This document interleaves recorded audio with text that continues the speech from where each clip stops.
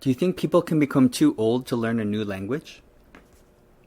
In linguistics, there is something called the critical period hypothesis, which argues that after a certain age, it becomes very difficult to learn a new language and almost impossible to become fully proficient. The good news is that it is only a hypothesis, and there are people who disagree to a certain extent, including me. I disagree because I learned Korean as an adult. I understand how difficult and frustrating it can be to learn a language later in life. Sure, my Korean is not perfect, which is why I need help to make the Korean subtitles, but I want to believe that it's only because I'm not interested in improving in those lacking areas, such as formal writing.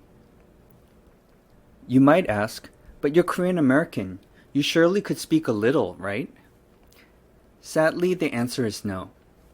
I grew up in a time when parents thought it was bad for children to learn more than one language, so we had a strict English-only policy in my family. The only Korean words I knew as a child were food words like pap or kimchi.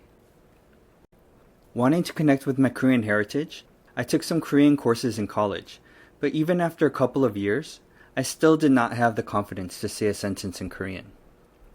You could say that I had Korean ulong증.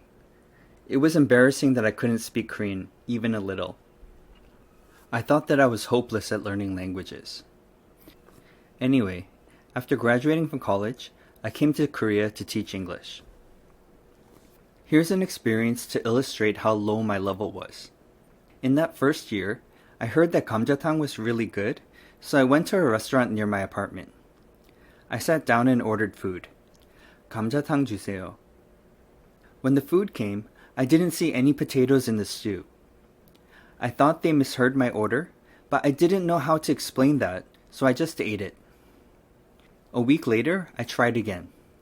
감자탕 주세요. Again, there were no potatoes in the stew.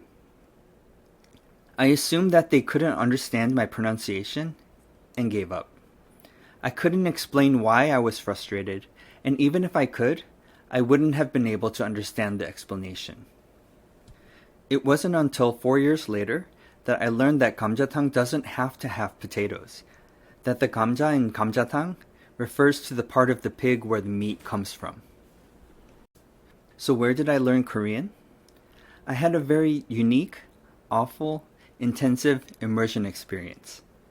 I learned Korean in the Korean Army. You might ask, but you're American. Why did you have to serve in the Korean Army?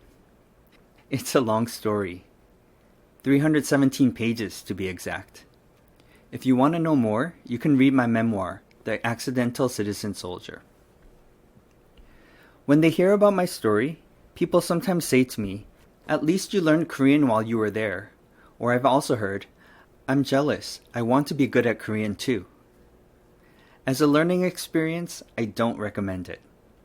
Please don't join a foreign military just to learn a new language. You'll regret it. It was an awful learning environment. For the first 6 months, you can't really say anything except for yes or no or I didn't hear you correctly. I was always busy cleaning something, and they yelled at me constantly, even when I studied. It took me a long time to memorize things, and there were no concessions. Sure, I was listening all the time, but it was stressful, and sometimes it was really hard to hear anything. So even after I rose in rank, I only spoke what was necessary to get by. As a result, I couldn't really communicate until the end of the 2 years, which meant I basically didn't have a real conversation for 2 whole years. A stressful environment can affect your motivation and willingness to communicate. So how did I learn? I had a Korean English dictionary and a small cubby of books in the squad room. I read a lot during those 2 years. The first book I tried to read was a Korean translation of Band of Brothers. At first, it took me hours to read and understand just one paragraph. Toward the end of the 2 years, I could translate a book with the help of a dictionary. It was only after I was discharged that I could finally speak in Korean comfortably, in more ways than one. The learning environment has a lasting influence, and I did pick up some bad habits. For example, For a while afterward, when I answered the phone, I didn't say 여보세요? I said 통신보안. And I still use 씁니다 with my uncle when we drink, because I hung out with him when I came out for leave. The reason why I'm sharing my experience with you is because I want you to be optimistic about your own language learning. I went to the army late. I was 27 when I started, and I learned my third language 10 years after that. And this was despite having a terrible learning environment.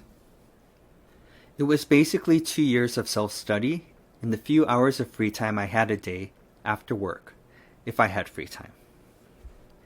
The big difference between my experience and yours might be motivation, and so I suggest that you make your routine something that is sustainable and enjoyable.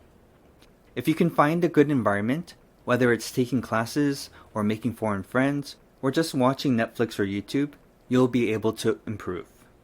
And of course, be patient. Learning a language takes time, but if someone who is hopeless at languages can do it, you can do it too.